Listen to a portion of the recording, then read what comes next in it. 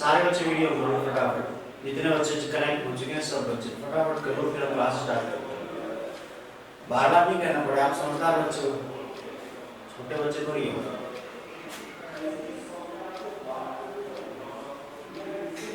ठीक है, जितना सुनते हो उतना ही पढ़ो।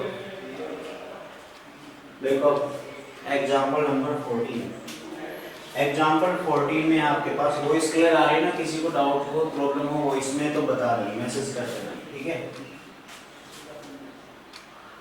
एग्जाम्पल नंबर 14 है हमारे पास।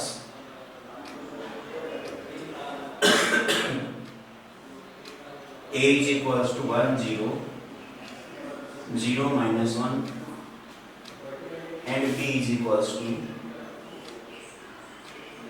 0 1 1 0। ये आपके पास दो मैट्रिक्स दे रखी हैं, इन दोनों में आपको ए बी भी गिवन है और बी ए बी और बी ए दोनों वैल्यू गिवन है।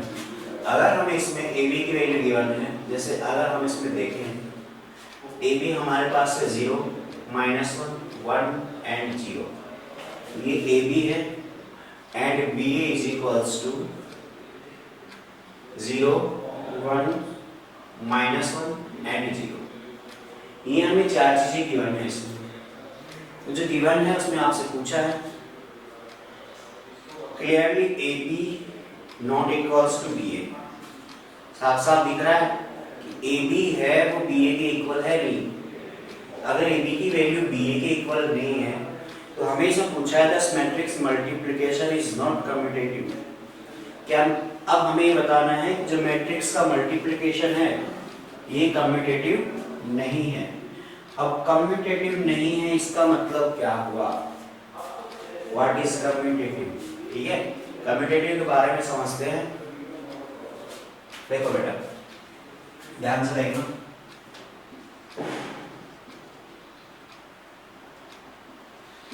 कम्यूटेटिव जो होता है, चाहे दो एलिमेंट के बारे में बात करें, चाहे मैट्रिक्स के बारे में बात करें,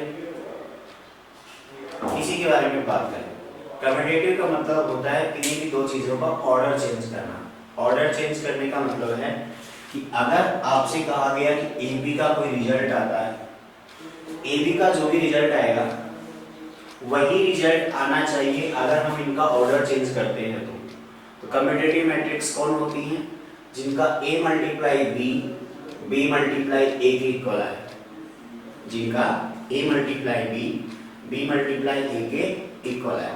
उस केस में वो a और b दोनों मैट्रिक्स कम्यूटेटिव हैं, अदरवाइज नहीं है। इस केस में देखते हैं a ये रहा b ये रहा, ए बी अगर फाइंड करोगे तो ये आएगा 0 1 -1 0, बी ए आप फाइंड करोगे तो बी ए आपके पास आएगा 0 -1 1 और 0।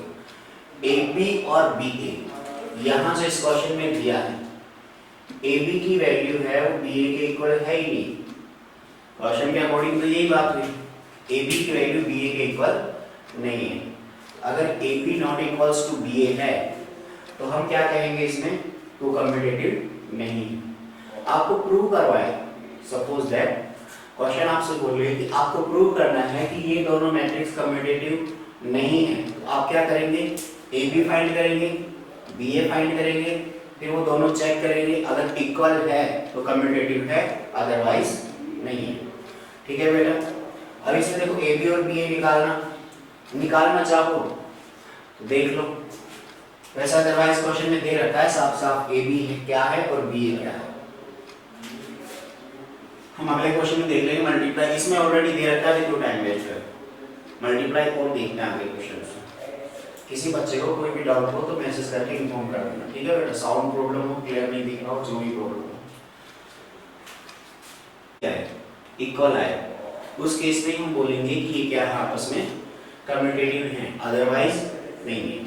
ठीक है बेटा, ठीक है। अब हम आगे बढ़ते हैं एग्जाम्पल नंबर 15 की तरफ। एग्जाम्पल नंबर 15 क्या है देखते हैं। एग्जाम्पल नंबर 15 पे आ जाओ।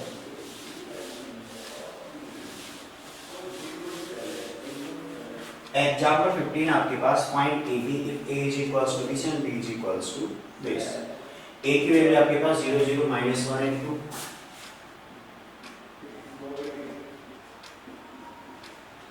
ये है आपके पास ए, और बी की वैल्यू है आपके पास, बी की वैल्यू है आपके पास 3500, 3500, तो बी आ गया आपके पास में 3500। हमें इस केस में फाइंड करना है ए बी की वैल्यू। सभी बच्चों में वॉइस क्लियर आ रही है, सबको सुनाई दे रही है, कोई दिक्कत नहीं, ठीक है। हमें फाइंड करना है इसमें ए बी।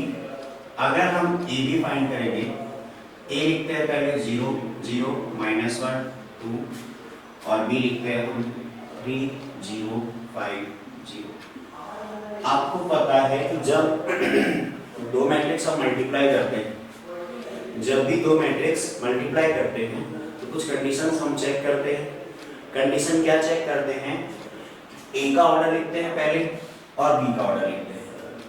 जैसे मान लो ए का ऑर्डर है 2 × 2 और बी का ऑर्डर है 2 × 2।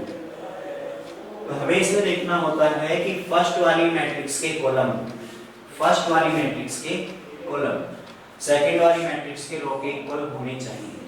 उसी केस में दोनों मैट्रिक्स मल्टीप्लाई पॉसिबल है, अदरवाइज नहीं।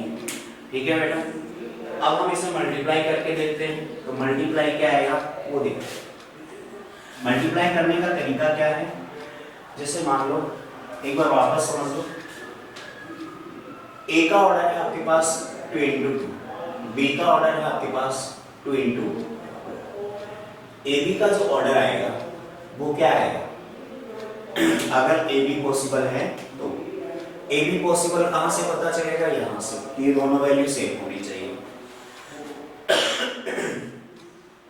दोनों वैल्यू अगर सेम होंगी तो ही ए बी पॉसिबल है, अदरवाइज नहीं है।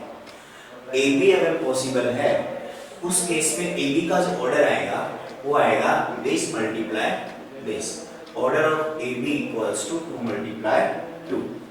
इतना क्लियर है सब बच्चों को? इसमें शायद किसी बच्चे को कोई डाउट नहीं हो।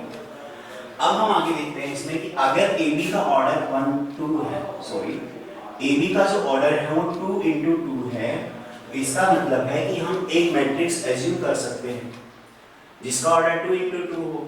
तो मैट्रिक्स एज्यूम करेंगे तो सिंपल सी बात है कि इसमें 4 एलिमेंट आएंगे।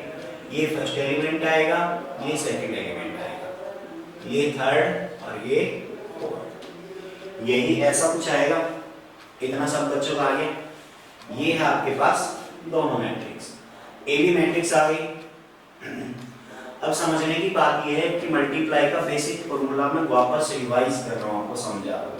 जिस बच्चे को मल्टीप्लाई में प्रॉब्लम थी वो यहाँ सॉल्व कर सकता है, ठीक है। उसके डाउट क्लियर हो सकते हैं, थोड़ा ध्यान दे दो। अगर मैट्रिक्स मल्टीप्लाई में प्रॉब्लम है तो देखो, आप यहाँ मैट्रिक्स निकाल लेंगे, इमेजिनरी मैट्रिक्स जो भी निकाल लेंगे।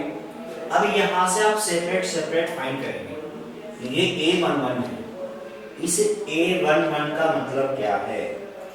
A11 का मतलब है यहाँ पे कि फर्स्ट वाली मैट्रिक्स से आपको लेना है फर्स्ट रो, यहाँ जो नंबर लिखा है वो उस नंबर की रो, और यहाँ जो लिखा है उस नंबर का कॉलम।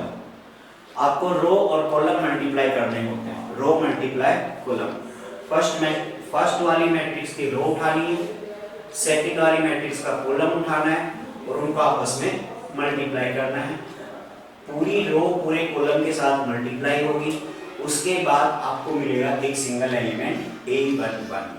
आइए इतना सब बच्चों को समझ में। देखो कैसे समझते हैं, जैसे हम बात करें इसमें, ये हमारे पास फर्स्ट रो है। फर्स्ट रो को बात करें, फर्स्ट रो मल्टीप्लाई होगी फर्स्ट कॉलम से। जब फर्स्ट रो फर्स्ट कॉलम से मल्टीप्लाई होगी कंप्लीट से, first complete row first complete column से मल्टीप्लाई होगी, उस केस में आपको केवल और केवल एक एलिमेंट मिलेगा A11। इतना सब बच्चों क्लियर है? इसमें कोई डाउट नहीं होना चाहिए। मल्टीप्लाई कैसे करते हैं ये देखो, जब भी आप ऐसा मल्टीप्लाई करोगे, फर्स्ट रो को फर्स्ट कॉलम से मल्टीप्लाई करोगे तो जितने एलिमेंट फर्स्ट रो में हैं उतने ही एलिमेंट आपको फर्स्ट कॉलम में मिलेंगे, ये फिक्स है, इसमें कोई डाउट नहीं है। जितने एलिमेंट फर्स्ट रो में हैं उतने ही एलिमेंट फर्स्ट कॉलम में मिलेंगे। इसका मतलब यहाँ 2 एलिमेंट हैं तो यहाँ भी आपको 2 ही मिलेंगे। तो मल्टीप्लाई कैसे करेंगे? इसका फर्स्ट एलिमेंट फर्स्ट वाले से फिर प्लस सेकंड वाला सेकंड वाले से, ऐसे मल्टीप्लाई करके ऐड करना है आपको। तो अगर हम 0 को 3 से मल्टीप्लाई करेंगे तो कितना आएगा, 0 ही आएगा। ये 0 मल्टीप्लाई होगा ऐसे, देखो 3 से होगा, फर्स्ट एलिमेंट हो गया, फिर प्लस इसका सेकंड एलिमेंट से, तो -1 भी 0 से मल्टीप्लाई होगा तो क्या आएगा, 0। अभी केवल और केवल हमें A11 मिला है, फर्स्ट रो फर्स्ट कॉलम। अब हम आगे बढ़ेंगे तो फर्स्ट रो मल्टीप्लाई होगी सेकंड कॉलम से, इसमें भी एलिमेंट आपको सेम मिलेंगे, इसमें अगर 2 हैं तो इसमें भी कितने मिलेंगे, 2 ही मिलेंगे। तो इसका मतलब फर्स्ट रो जब आप सेकंड कॉलम से मल्टीप्लाई करेंगे तो यहाँ 0 मल्टीप्लाई होगा 5 से, पहला एलिमेंट पहले वाले से, और दूसरा एलिमेंट -1 किससे होगा, 0 से।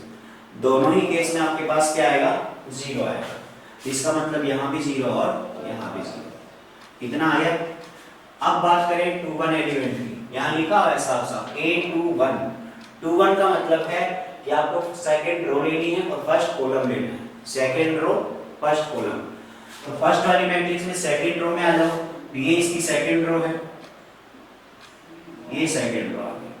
सेकंड रो को जब फर्स्ट कॉलम से मल्टीप्लाई करेंगे, इसका फर्स्ट कॉलम फर्स्ट में एलिमेंट है 0, इसका फर्स्ट एलिमेंट है 3, मल्टीप्लाई होके कितना होगा, 0, और 2 0 से होगा तो ये भी 0। इतना आ गया आप लोगों को। फिर हम आगे बढ़ते हैं, इसमें second row second column, 0 multiply 5 0, 2 multiply 0 0। अब जो हमें आंसर मिला उसमें AB के अंदर हर एलिमेंट 0 है, AB मैट्रिक्स में हर एलिमेंट 0 है। तो अगर सारे एलिमेंट 0 हैं तो उस मैट्रिक्स को हम बोलते हैं जीरो मैट्रिक्स, उस मैट्रिक्स को क्या बोलते हैं, जीरो मैट्रिक्स।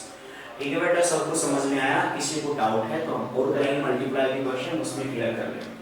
फटाफट नोट कर लो जल्दी से सारे बच्चे। रियलमी एक्स बच्चा कौन है, नेम मेंशन करें, बाकी बच्चे फटाफट वीडियो ऑन कर ले सारे बच्चे। तो सब इसी का जाकर आपने नोट भी कर लिया, वेरी गुड।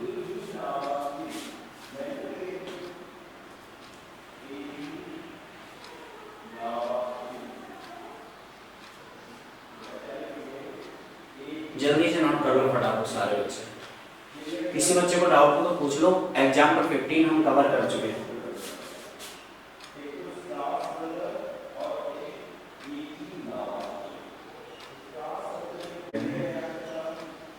बेटा जितने मैंने एग्जाम्पल करवा दी मैं आपको एक्सरसाइज दूंगा करने के लिए, वो आपको करनी पड़ेगी सभी बच्चों को। एग्जाम्पल से रिलेटेड जितने भी क्वेश्चंस हैं वो आपको कवर करने हैं। बिल्कुल सिंपल सिंपल क्वेश्चन है। फिर आप मेरे को बता देना कि जो क्वेश्चन आपसे कवर हो चुके हैं उनको हम छोड़ देंगे, जो नहीं आए आपको वो हम कर लेंगे आप। बाकी मैं बेसिक सारे क्वेश्चंस का बेसिक पेपर बता देता हूँ। ठीक है,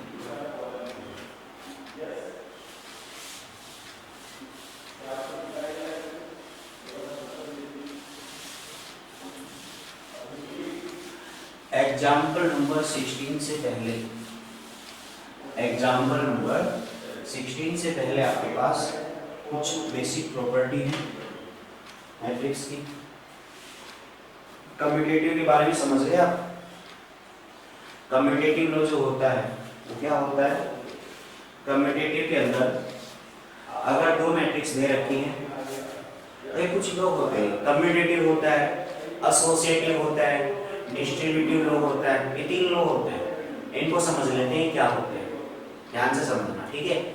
ऐसा बिल्कुल नहीं है कि ये तीनों के तीनों रो मैट्रिक्स में ही काम आते हैं, ये कहीं और भी काम आएंगे, बहुत सारे टॉपिक्स में काम आते हैं। इनकी प्रॉपर्टी बिल्कुल सेम रहती है। जो कम्यूटेटिव की डेफिनेशन ये तरीका यहाँ पे यूज करेंगे, वही तरीका और डेफिनेशन किसी और जगह भी यूज करेंगे। बस हमें तो केवल इसका बेसिक पता होना चाहिए कम्यूटेटिव क्या होता है। चलो बताते हैं कम्यूटेटिव क्या होता है।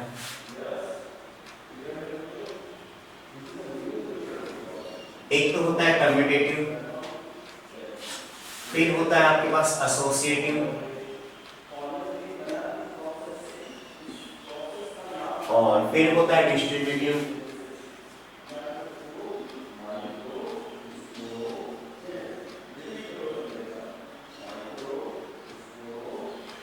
इन तीन के बारे में समझते हैं। इनमें किसी बच्चे को डाउट हो तो बोलना, फिर आगे मल्टीप्लाई बाई आइडेंटिटी मैट्रिक्स है, वो तो बिल्कुल आसान, उसमें कुछ भी नहीं है, उसमें एक लाइन है जो आपके आता है। तो बेटा देखो, कम्यूटेटिव क्या होता है, एसोसिएटिव क्या होता है, डिस्ट्रीब्यूटिव क्या होता है, इस समझते हैं। कम्यूटेटिव के अंदर क्या होता है, कम्यूटेटिव में आपके पास दो मैट्रिक्स के बारे में बात करता है। कितनी मैट्रिक्स के बारे में, केवल और केवल दो मैट्रिक्स, कोई भी दो मैट्रिक्स हो उनके बारे में बात करता है। अभी हम ये जो लोग पढ़ रहे हैं कम्यूटेटिव का, एसोसिएटिव का पढ़ेंगे, डिस्ट्रीब्यूटिव का पढ़ेंगे, ये केवल और केवल मल्टीप्लाई वाली प्रॉपर्टी के लिए पढ़ते हैं। केवल और केवल किसके लिए पढ़ रहे हैं अभी, मल्टीप्लाई के लिए। ये हम एडिशन ऑपरेशन के लिए भी यूज कर सकते हैं और सब्ट्रैक्शन के लिए भी यूज कर सकते हैं, दोनों के लिए यूज कर सकते हैं, लेकिन वहां क्या कंडीशन होगी वो बाद में देखेंगे। अभी हमें केवल और केवल ये देखना है कि यहाँ जो यूज करेंगे मल्टीप्लाई में वो क्या हो, कैसे होता है, जो पढ़ते हैं उस पर ध्यान रखें, ठीक है। देखो जैसे मान लो कि आपके पास एक मैट्रिक्स है ए, दूसरी मैट्रिक्स है बी। मैंने बताया कम्यूटेटिव में हम केवल और केवल दो मैट्रिक्स की बात करते हैं। एक मैट्रिक्स है आपके पास ए और दूसरी कौन सी है, बी। कम्यूटेटिव लोग क्या कहता है, कम्यूटेटिव के अकॉर्डिंग अगर आप ए बी का कोई रिजल्ट निकालते हो, जो मैट्रिक्स आती है ए मल्टीप्लाई बी से, और बी ए जो निकालते हो उसका भी कोई ना कोई रिजल्ट आएगा। ए बी निकालते हैं और बी ए निकालते हैं। जब आप ए बी और बी ए फाइंड करते हो, उसके बाद हम ये देखते हैं कि ए बी का जो रिजल्ट आया बिल्कुल सेम टू सेम रिजल्ट किसका आना चाहिए, बी ए का आना चाहिए। ए बी और बी ए अगर इक्वल हैं आपस में, ए बी और B A, if A B equals to B A, अगर ये दोनों आपस में इक्वल है तो हम ये कहेंगे A and B are commutative matrix, या फिर ये कहेंगे A और B दोनों मैट्रिक्स कम्यूटेटिव लॉ को फॉलो करती हैं। कम्यूटेटिव लॉ क्या कहता है कि किसी भी दो नंबर्स का मल्टीप्लाई या दो मैट्रिक्स का मल्टीप्लाई जो आप निकालते हो वही आंसर आना चाहिए जब आप उनका ऑर्डर आपस में चेंज कर दो। जब आप उनका ऑर्डर आपस में चेंज कर दो तभी भी रिजल्ट वही आना चाहिए जो पहले आया था, तभी हम उनको कम्यूटेटिव बोलेंगे, अदरवाइज नहीं बोलेंगे। तो यहाँ तक सभी बच्चों को शायद क्लियर होगा, कम्यूटेटिव में किसी बच्चे को कोई प्रॉब्लम नहीं होगी, ठीक है बेटा। अब हम आगे बढ़ते हैं एसोसिएटिव। एसोसिएटिव क्या होता है कि ये लोग क्या कहता है, इसमें आपके पास में तीन मैट्रिक्स होती है ए बी और सी। इसमें कितनी मैट्रिक्स होती है, तीन मैट्रिक्स होती है। ए मैट्रिक्स होती है, एक बी होती है और एक सी होती है। ये तीन मैट्रिक्स होती हैं आपके पास।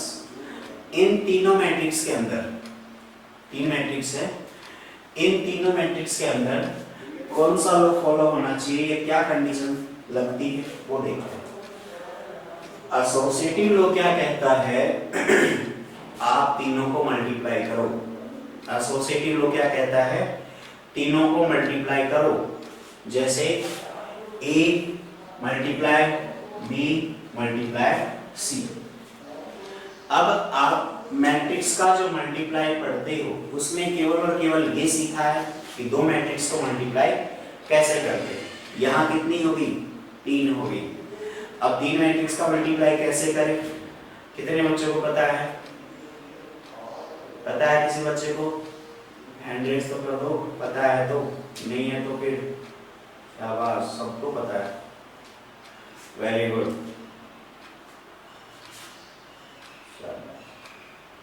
ये पंकज यादव बच्चा इसी क्लास का है, पंकज यादव आप इसी क्लास से हो या नहीं हो?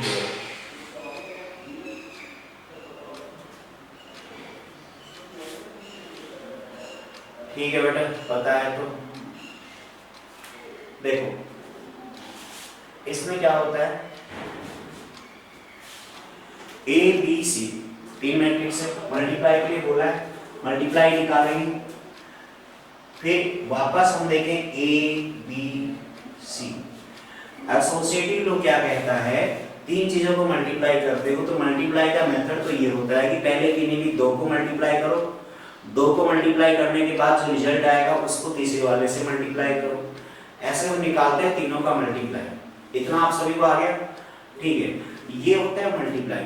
लेकिन बेटा अब इसमें देखो ध्यान से, एसोसिएटिव लॉ कहता है कि जब आप स्टार्टिंग में दो को मल्टीप्लाई करोगे, वो दो का ग्रुप क्या होगा, उस ग्रुप को ही यहाँ कवर करते हैं। जैसे एसोसिएटिव लॉ कहता है कि मान लो पहले आपने ए बी को लिया एक साथ, पहले किसको ले लिया, ए बी को ले लिया, फिर ए बी को मल्टीप्लाई किया सी से, ए बी को मल्टीप्लाई किया सी से, तो जो रिजल्ट आपको मिलेगा वही रिजल्ट आपको मिलना चाहिए अगर आप ग्रुप चेंज करते हैं तो।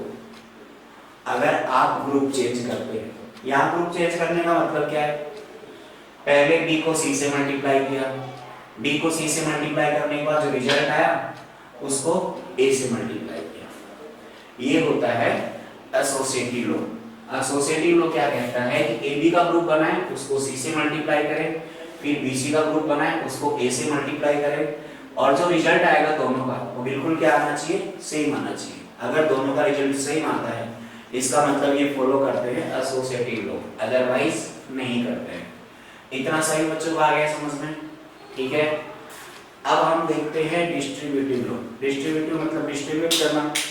तो डिस्ट्रीब्यूट कैसे करते हैं, सिंपल सा है ये तो बिल्कुल। अगर आप किसी एक मैट्रिक्स को दो मैट्रिक्स से मल्टीप्लाई करते हो, जैसे a into B plus C, a into B plus C, अगर हम ये फाइंड करते हैं तो जो रिजल्ट आएगा इनका अलग आएगा, और यहाँ से आप ये निकालो ए बी प्लस ए सी, ये अलग रिजल्ट आएगा। तो दोनों के दोनों तो क्या आना चाहिए, सेम। दोनों का लास्ट रिजल्ट क्या आना चाहिए, सेम आना चाहिए। ये होता है आपका डिस्ट्रीब्यूटिव लॉ। मतलब इसका एलएचएस फाइंड करेंगे, पहले बी प्लस सी निकालेंगे, फिर ए से मल्टीप्लाई करेंगे, फिर आरएचएस फाइंड करेंगे। आरएचएस में पहले ए बी ए से निकालेंगे और दोनों को ऐड करेंगे, तो दोनों का रिजल्ट क्या आना चाहिए, सेम आना चाहिए। अगर दोनों का रिजल्ट सेम आता है तो इसका मतलब ये क्या है, डिस्ट्रीब्यूटिव है, अदरवाइज नहीं है। इतना सब बच्चों को आ गया समझ में? ठीक है, आप इसको नोट कर सकते हो, फिर हम आगे बढ़ते हैं।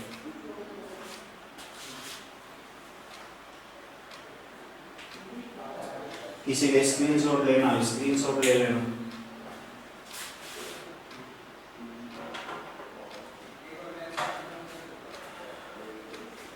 किसी बच्चे को डाउट नहीं है? किसी को डाउट हो तो बोल दिए ना। इस बच्चे को डाउट हो, पंकज यादव आपने हैंड रेज कर रखा है, बताओ बेटा क्या प्रॉब्लम है। पंकज यादव हैंड रेज किया हुआ है, बताओ।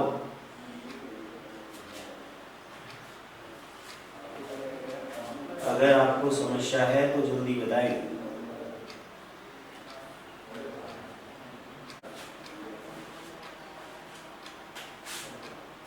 इसको रख कर देता हूं।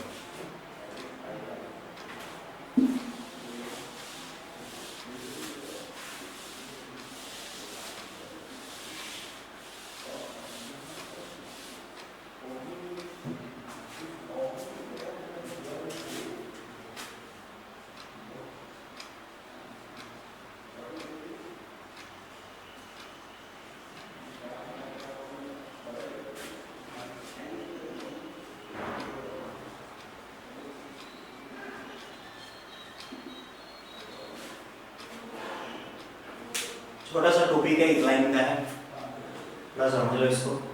एग्जिस्टेंस ऑफ मल्टीप्लिकेटिव आइडेंटिटी, ये क्या होता है? सिंपल सा है, मल्टीप्लिकेटिव आइडेंटिटी। आइडेंटिटी का मतलब है आइडेंटिटी मैट्रिक्स के बारे में बात कर रहे हैं कुछ यहाँ पे, ऐसा कुछ, या फिर इस टर्म के बारे में आपको बताऊंगा पूरा डिटेल्स। ये टर्म क्या होता है, मल्टीप्लिकेटिव आइडेंटिटी, एडिशन के बारे में भी आता है, यूनिवर्सिटी भी आती है, सारी आती है। अभी जो लिखना देखते हैं, कोई मैट्रिक्स ए है, मल्टीप्लिकेटिव आइडेंटिटी मतलब किसी मैट्रिक्स ए को, मैट्रिक्स ए है, इस मैट्रिक्स को, अब देखो मैट्रिक्स को किसी नंबर से तो मल्टीप्लाई करना नहीं है, मैट्रिक्स से मल्टीप्लाई करना है। तो किसी मैट्रिक्स को ऐसी मैट्रिक्स से मल्टीप्लाई करें कि मल्टीप्लाई करने पे जो रिजल्ट मिलेगा वो हमें वही मिले जो पहले से था। पहले ए मैट्रिक्स थी, ए मैट्रिक्स को किससे मल्टीप्लाई करेंगे वापस ए मिले, तो इसका मतलब वो मैट्रिक्स होती है आपकी आइडेंटिटी मैट्रिक्स आई। वो कैसी होती है? Identity matrix. तो यहाँ आई को ए से मल्टीप्लाई करने से या ए को आई से मल्टीप्लाई करने से कोई फर्क नहीं पड़ता, आंसर आपका ए ही आता है। इसका मतलब अगर आपको किसी नंबर से मल्टीप्लाई करने से या किसी मैट्रिक्स से मल्टीप्लाई करने से कोई फर्क नहीं पड़ता आंसर में, तो वो नंबर या मैट्रिक्स आपका होता है मल्टीप्लिकेटिव आइडेंटिटी।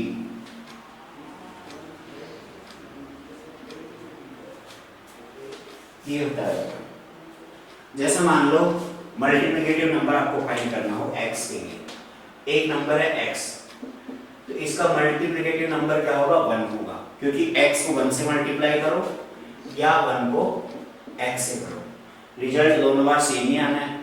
तो इसका मतलब यहाँ मल्टीप्लिकेटिव नंबर कौन सा हो गया? 1। आ गया समझ में? इसका मतलब जो आपके पास i है वो है आइडेंटिटी मैट्रिक्स।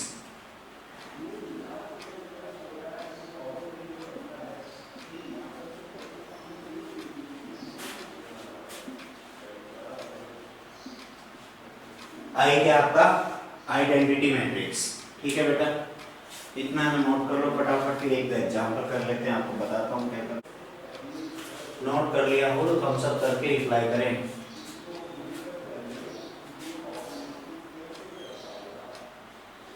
तो भी कर लिया बेटा, मैं कुछ क्वेश्चंस बता रहा हूँ आपको करने हैं, वो ध्यान से सुनना आप, ठीक है। एक्सरसाइज 3.2, जिस बच्चे के पास बुक नहीं है वो बुक ऐप डाउनलोड कर लेना, वहां से कर लेना। एनसीईआरटी की एप्लीकेशन मिल जाएगी आपको प्ले स्टोर पे, सबके पास मोबाइल है, वहां से आपको सारी बुक अवेलेबल होंगी। वहां से एनसीईआरटी की हर क्लास की सारी बुकें, तो सारी बुक्स वहाँ अवेलेबल हैं। तो मैं क्वेश्चन नंबर बता रहा हूँ, फिर भी किसी को डाउट हो तो आप एक बार पूछ लेना, ठीक है? किसी बच्चे को ना मिले तो पूछ लेना। एक्सरसाइज 3.2 का क्वेश्चन नंबर फर्स्ट सेकेंड, ये सारे पार्ट आपको करने हैं, जो मैंने करवा दिए वो बेटर है, जो बच गए वो आपको करने हैं। First, second, third, question number 4, 5, 6, 7, 8, 9, 10, question number 11, 12। बहुत आसान क्वेश्चन है जो मैं करवा चुका हूँ, क्योंकि मैंने सारे एग्जाम्पल कवर किए हैं, इसलिए आपको बोल रहा हूँ। तो क्वेश्चन नंबर 13 अगर आपसे हो तो कर लेना, अदरवाइज मैं यहाँ क्लास में सोल्व करवा दूंगा। 14 भी आपको करना है, बस क्वेश्चन नंबर 14 तक ही जाना आपको, ज्यादा नहीं। क्वेश्चन नंबर 14 तक, उसमें भी अगर आपको 13 आता हो तो करना है, अदरवाइज नहीं करना है। जितने क्वेश्चन मैंने बता दिए वो सारे के सारे क्वेश्चंस आपको करने हैं। अगली क्लास में आपको उसमें से जो डाउट हो, जो क्वेश्चन मैंने बताया एक्सरसाइज 3.2 में क्वेश्चन नंबर 1 to 14, इनमें से किसी बच्चे को डाउट हो तो क्लास स्टार्ट होते ही आप पूछ लेना, ताकि हमें आगे बढ़ने में कोई प्रॉब्लम ना हो, कि बच्चे के क्वेश्चन हम क्लास में सॉल्व कर लें। किसी बच्चे को कैसा भी डाउट हो तो पूछ लेना। बेटा आज की क्लास केवल इतनी ही थी, आज की क्लास के लिए आपको थैंक यू। अब किसी बच्चे को कोई डाउट हो तो मैसेज कर देना, मैं जल्दी से पढ़ लूंगा सबके मैसेज। किसी बच्चे को कोई भी डाउट हो तो मैसेज कर देना।